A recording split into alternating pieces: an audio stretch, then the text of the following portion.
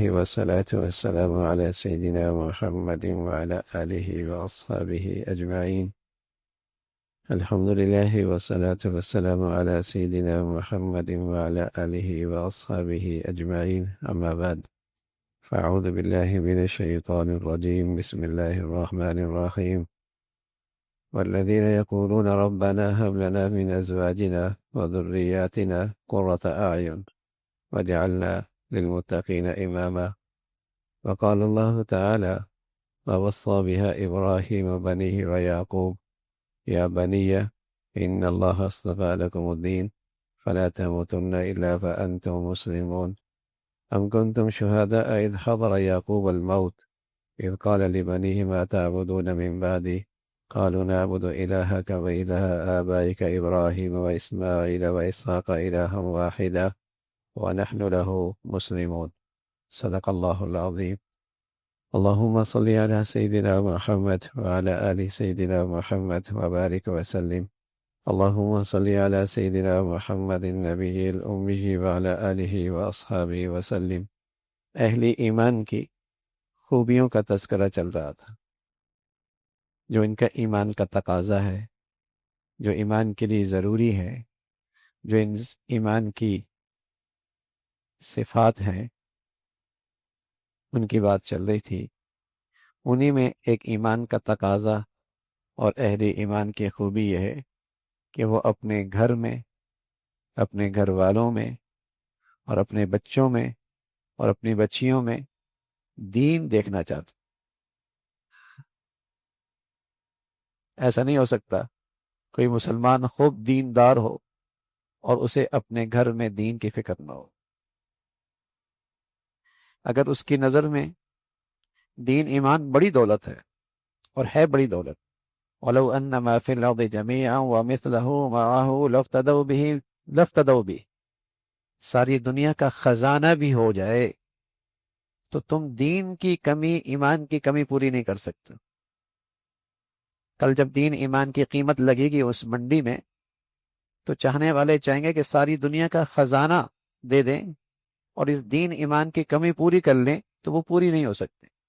سوچئے ذرا، زمین کے اوپر، زمین کے نیچے، پہاڑ، سمندر، دریاؤں میں کتنے خزانے ہیں۔ فرمایا یہ سارا خزانہ بھی دین ایمان کی کمی کو پورا نہیں کر سکتے۔ یود الذین کفروا لو کانوا مسلمین، ہائے کاش کہ ہم مسلمان ہوتے۔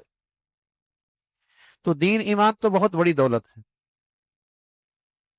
کسی کی نظر میں واقعی اس کی قدر و قیمت ہو تو وہ اپنی اولاد کو اس سے محرومی کیسے برداشت کر سکتا ہے؟ اگر واقعی اسے اپنے گھر والوں سے محبت ہے، اپنی اولاد سے محبت ہے، اپنی اہلیہ سے محبت ہے، تو وہ کیسے ان کو اس دولت سے محروم رکھ سکتا ہے یا ان کی محرومی دیکھ سکتا ہے؟ نہیں ہو سکتا۔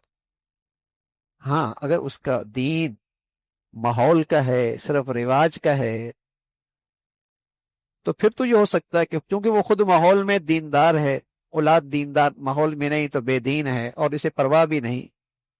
ورنہ دین کی عظمت ہو، ایمان کی قدر و قیمت ہو، تو پھر تو اس کی پہلی ترجیح ہوگی کہ میرے گھر میں اور میرے گھر والوں میں بھی دین سب سے بڑی ترجیح بن جائے۔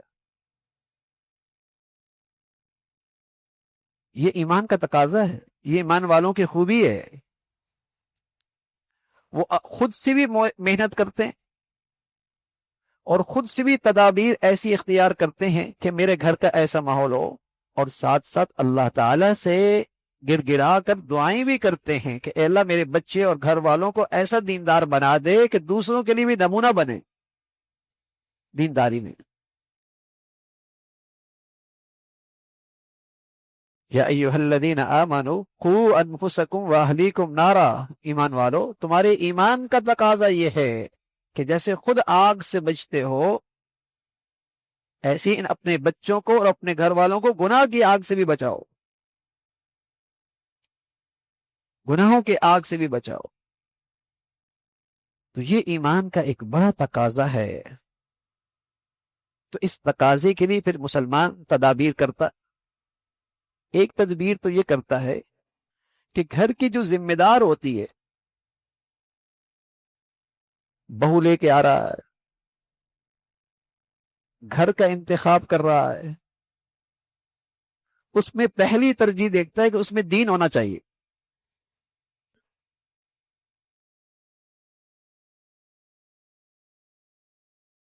پہلی ترجیح نیک ہونا چاہیے. آپ علیہ الصلوۃ والسلام فرمایا کرتے تھے جب دنیا بڑی چیز ہو جائے گی نا تو اس کی زندگی میں دین کو یہ اہمیت حاصل نہیں ہوگی. پھر یہ دیکھے گا رشتے میں پیسہ کہاں ہے، اسٹیٹس کہاں ہے، آمدنی کس کی اچھی ہے، کماتا کتنا ہے، جو پڑا ہے اس سے کتنا کما سکتا ہے. پھر اس کی ساری نظر اس پر ہوگی کہ اس کی معاشی حالت کیسی ہے. پھر دین اس کی ترجیح نہیں ہوگی. اگر دنیا بڑی چیز ہو جائے گی، اگر دین بڑی چیز ہوگی پہلی چیز پھر یہ دین دیکھے گا، اس کے ساتھ معاش اچھا ہو جائے، خوبصورتی آ جائے، نعمتیں، کوئی بری بات نہیں. تو پہلی چیز اپنے گھر کو سنوارنے کے لیے دیکھے گا دین. رسول اللہ صلی اللہ علیہ وسلم فرمایا کرتے تھے فَاظْفُرْ بِذَاتِ الدِّينِ، تم اپنی نسل میں، اپنے اولادوں میں، اپنے گھروں میں دیکھنا چاہتے ہو تو اس کی پہلی اینٹ یہ ہے گھر والی کو دینداری، گھر والی نیک ہو. تمہارا رشتے کی بنیاد نیکی ہو، تمہارے گھر کی پہلی اینٹ دینداری پہ کھڑی ہو. عیسائی حسن دیکھتے ہوں گے، یہودی دولت دیکھتے ہوں گے، مسلمانوں کیا تو دین بڑی چیز ہوتی ہے. تو یہ پہلی چیز دیکھتا ہے دین کیسا ہے، کردار کیسا ہے، حیا کیسا ہے، عبادت کیسی ہے، خوف خدا کتنا ہے، صبر شکر کی زندگی کتنی ہے. فَاظْفُرْ بِذَاتِ الدِّينِ، دین دیکھو. ایمان کا تقاضا ہے تمہارے گھر میں دین ہو تو پہلی چیز یہ دیکھتا ہے، دین دیکھتا ہے. اس لیے کہ گھر کی ذمہ دار ملکہ وہ نیک ہو جائے تو عورت نیک ہوتی تو خاندان نیک ہونے لگتا ہے، اولادیں نیک ہونے لگتی. مرد نیک ہوتا ہے تو فرد نیک ہوتا ہے. پہلی درسگاہ ماں کی گود ہوتی ہے. مائیں جب اسے سینے میں لگایا کرتی تھی تو پڑھتی تھی حسبی ربی جل اللہ ما فی قلبی غیر اللہ نور محمد صلی اللہ لا الہ الا اللہ. سینے سے لگاتی تھی، سرانے پہ سناتی تھی، گود میں سلاتی تھی، کان پہ یہ ہاتھ رکھ کے یہ ایمانی کلمات پڑھا کرتی تھی کہ سینے سے جسم کی غذا جاتی تھی، اس کی زبان سے اس کی روح اور اس کی ایمان کی غذا جایا کرتے تھے. حضرت شیخ الحدیث مولانا زکریا رحمۃ اللہ علیہ فرمانے لگے کہ میرے والد مولانا یحییٰ کاندلی رحمۃ اللہ علیہ، ہماری دادی ہمیں بتاتی ہیں کہ جب تمہارے ابا نے بولنا شروع کیا تھا تو اسے قرآن کی اتنی آیتیں یاد تھیں، اگر ان سب کو اکٹھا کیا جائے تو قرآن کا ایک پاؤ بنتا ہے. آپ کہیں گے یہ کیسے؟ آپ اپنے بچے کے سامنے میمنی نہ بولے، صرف عربی بولے تو بچہ میمنی تو نہیں بولے گا، بولے گا تو عربی بولے گا نا. آپ اپنے بچے کے سامنے پشتو نہ بولے، صرف اردو بولے تو زبان کھولے گا تو اردو بولے گا نا. آپ اپنے بچے کے سامنے اردو نہ بولیں، انگریزی بولیں، جب بچہ بولے گا تو انگریزی بولے گا نا. اس معصوم کے کان میں جو چیز پڑتی ہے وہ اس کے دماغ میں نقش ہو جاتی ہے، اور جب زبان کھولتا ہے تو وہی زبان اس پہ جاری ہو جاتی ہے. تو مائیں اپنے بچوں کے سامنے اتنا قرآن پڑھتی تھیں، اتنا قرآن پڑھتی تھیں، اتنا انہیں قرآن سناتی تھیں کہ جب ان کی زبان کھلتی تھی تو انہیں قرآن کی کئی آیتیں بھی یاد ہوتی تھی. اور اب تو 7 سال ہو جاتے ہیں بھائی، زبان پہ قرآن نہیں آتا.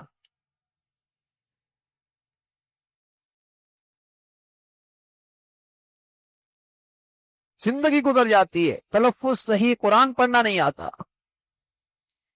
یہ ان گھروں کا حال بتا رہا ہوں جن گھروں میں دین ترجیح تھی کہ میں نے اپنے بچوں کو نیک بنانا ہے، دیندار بنانا ہے. ان کی کوشش ہوتی تھی کہ میرے بچے کی زبان پر سب سے پہلے کلمہ توحید جاری ہو، لا الہ الا اللہ، لا الہ الا اللہ۔ اور رسول اللہ صلی اللہ علیہ وسلم فرمایا کرتے تھے جس کا اول کلمہ لا الہ الا اللہ، آخری کلمہ لا الہ الا اللہ، دخل الجنہ، جنتی ہے۔ آغاز بھی اچھا، اختتام بھی اچھا۔ تو یہ مسلمانوں کا ایمان کا تقاضا ہے اور اہل ایمان کی خوبی ہے کہ وہ اپنے گھروں میں دین دیکھنا چاہتے ہیں، دین کی بہار، دین کی رونق اپنے بچے بچیوں میں، گھر والوں میں دین کی بہار دیکھنا چاہتے ہیں۔ تو اس کے لیے پہلا انتخاب عورت کا۔ ماں باپ بھی چاہتے تھے کہ وہ ایسے داماد کا انتخاب کریں جو اللہ سے ڈرنے والا ہو۔ حسن بصری رحمت اللہ علیہ، حضرت کی خدمت میں ایک شخص آیا، حضرت بیٹی جوان ہیں، بہت رشتے آ رہے ہیں اور اونچی سوسائٹی کے رشتے بھی آ رہے، سمجھ بھی نہیں آ رہی کہاں رشتہ کرو۔ اور فرمان لگے بھائی جو اللہ سے ڈرتا ہے وہاں بیٹی دے دینا، اگر مزاج مل گیا تو بہت اچھے طریقے سے رکھے گا، اور اگر مزاجوں میں فرق بھی ہوا تو اللہ سے ڈرتا ہے، ظلم تو نہیں کرے گا، زیادتی تو نہیں کرے گا، نا انصافی تو نہیں کرے گا، اللہ کا ڈر ہے۔ تو یہ انتخاب ہوتا تھا گھر سنوارنے کا، گھر میں دین کی حفاظت کا، گھر میں دین کی بقا کا۔ دوسری صورت کیا اختیار کی جاتی تھی؟ دوسری صورت یہ اختیار کی جاتی تھی کہ یا تو بچہ گھر میں رہتا ہے، بچیاں گھر میں رہتی، یا پھر تعلیمی ادارے میں رہتی، یا اس کی شخصیت گھر سے بنتی ہے، اس کی شخصیت میں گھر کا کردار بھی بہت اہم اور تعلیمی ادارے کا کردار بھی بہت اہم۔ اگر واقعی مسلمانوں کیا دین ترجیح ہے، معاش نہیں، معیشت نہیں، وہ ثانوی درجہ ہے، وہ دوسرے نمبر پر ہے، وہ آگے کی بات ہے، پہلا درجہ میرے بچوں کا دین، تو وہ اپنے بچوں کے لیے ایسے تعلیمی ادارے کا انتخاب کرتا ہے جہاں اس کا دین، اس کا شرم و حیا، اللہ اور اللہ کے رسول کی محبت، آخرت کا شوق وہ محفوظ رہے۔ اب یہ نہیں، اب بچے کی تعلیم میں صرف اسٹیٹس دیکھا جاتا ہے، تاکہ 10 عورتوں میں بیٹھ کر بات کی جائے میرا بیٹا تو وہاں پڑھتا ہے، فیس ڈالروں میں جاتی ہے، ہم تو پاؤنڈ میں فیس دیتے ہیں، یہاں تو اتنی فیس دیتے ہیں۔ اسٹیٹس دیکھتے ہیں، اور پتہ ہے وہاں نشہ بھی ہو رہا ہے، جانتے ہیں وہاں شرابیں بھی چل رہی ہیں، پتہ ہے وہاں پڑھانے والے بے دین اور لا دین بس اوقات ملحد ہیں، لیکن کیا کریں، معاش کل اسے کیریئر کا مسئلہ ہے، دین ترجیح نہیں ہے۔ سچ کہا اللہ کے نبی نے، اذا عظمت امتی الدنیا نزعت منها ہیبۃ الاسلام، جب دنیا اور معاش بڑی اہمیت اختیار کر لے گی، پھر فیصلے دین کی بنیاد پر نہیں ہوں گے کہ بچوں کے فیصلے دین کو سامنے رکھا جائے، ان کے رشتوں کے لیے دین کو سامنے رکھا جائے، ان کی تعلیم کے لیے دین کو سامنے رکھا جائے، ان کے روزگار میں، ان کے معاش کی ذمہ داریوں میں دین کو سامنے رکھا جائے، نہ۔ جب دین بڑی چیز ہوتی ہے تو گھر میں بھی دین کو ترجیح، اس کی تعلیم میں بھی ترجیح، اور تیسری چیز جہاں اس کی معاشی ذمہ داریاں ہیں، جہاں اس کی معاشی مصروفیات ہیں، تو وہاں بھی دیکھا جاتا ہے کہ وہاں کہیں اس کا دین تو خطرے میں نہیں ہے، کہیں ایمان تو خطرے میں نہیں ہے۔ لیکن جب دین اور ایمان کی قدر و قیمت نکلتی ہے تو یہ شراب کی دکان پر بھی کسی ہندو کا ملازم بن کے شراب بھی بیچ رہا ہو۔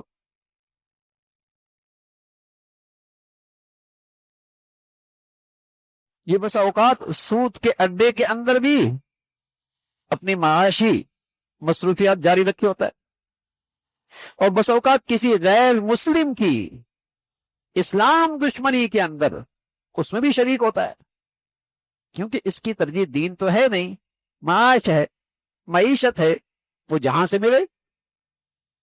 ملے، اس لیے کہ اس کی ترجیح ایمان دین تو ہے نہیں، معاشی آمدنی ہے، وہ جہاں اچھی ملے گی یہ وہاں جائے گا.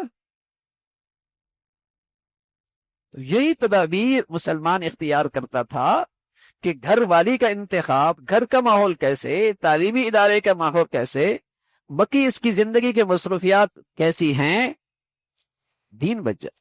جب یہ ساری تدابیر کر لیتا تھا تو پھر اس مسلمان کی یہ دعا ہوتی تھی، ربنا هب لنا من ازواجنا وذرياتنا قرة اعین واجعلنا للمتقین اماما. یہ قرآن میں دعا موجود ہے اور اللہ کے نیک بندوں کی دعا ہے، ایمان والوں کی دعا ہے، کہ پھر یہ اللہ سے دعا کرتے ہیں، اے اللہ جو میرے سے تدبیر ہو سکتی تھی، کوشش ہو سکتی تھی، محنت ہو سکتی، وہ تو میں نے کر لی. اب آپ سے التجا ہے، آپ سے درخواست ہے، آپ سے فریاد ہے، ربنا ہب لنا من ازواجنا. یہ ہب لنا کا لفظ ایسا ہے، یہ وہاب سے، وہاب کہتے ہیں اے اللہ آپ تو بغیر اہلیت کی بھی نصیب فرما دیتے ہیں. میں اس اہل تو نہیں، میں اس قابل تو نہیں ہوں، تو بہت نالائق ہوں، تو نااہل. ہاں لیکن اے اللہ تو نااہلوں کو بھی نواز دیتا ہے، نالائقوں کو بھی عطا فرما دیتا ہے. میں اس کا مستحق نہیں ہوں، میں تو محتاج ہوں آپ کا. یہ ہے وہاب کا میں نے. ربنا ہب لنا من ازواجنا وذریاتنا قرۃ اعین. اے اللہ میری گھر والی، میرے گھر والے، میرے بچے، ان کو میری آنکھوں کی ٹھنڈک بنا. اور ٹھنڈک کب بنتے ہیں ایمان والوں کی آنکھوں کی ٹھنڈک؟ جب وہ نیک ہوتے ہیں. وجعلنا للمتقین اماما. اللہ انہیں ایسا پرہیزگار بنا دے، ایسا متقی بنا دے، ایسا نیک بنا دے کہ یہ دوسروں کے لیے بھی پیشوا بن جائیں، نمونہ بن جائیں. یہ ہے ایمان والے کی دعا. تو میرے عزیزو، اپنے گھر والوں کے لیے آپ بھی مستقل اس دعا کو معمول بنائیں. جب بھی آپ دعا کریں تو اس دعا میں یہ بھی شامل کریں کہ اللہ ہمیں نیک بنا دے، ہمارے بچوں کو نیک بنا دے، ہمارے گھر والوں کو نیک بنا دے. ربنا ہب لنا من ازواجنا وذریاتنا قرۃ اعین واجعلنا للمتقین اماما. تو اللہ تعالی ہمیں ایمان کی یہ خوبی اور ایمان کا یہ تقاضا بھی پورا کرنے کی توفیق نصیب فرمائے. اللہم لک الحمد کلو ولک الشکر کلو. اللهم أعنا على ذكرك وشكرك وحسن عبادتك. اللهم أعنا على ذكرك وشكرك وحسن عبادتك. نستغفر الله ونتوب إليك، نستغفر الله ونتوب إليك. سبحان ربك رب العزة عما يصفون وسلام على المرسلين والحمد لله.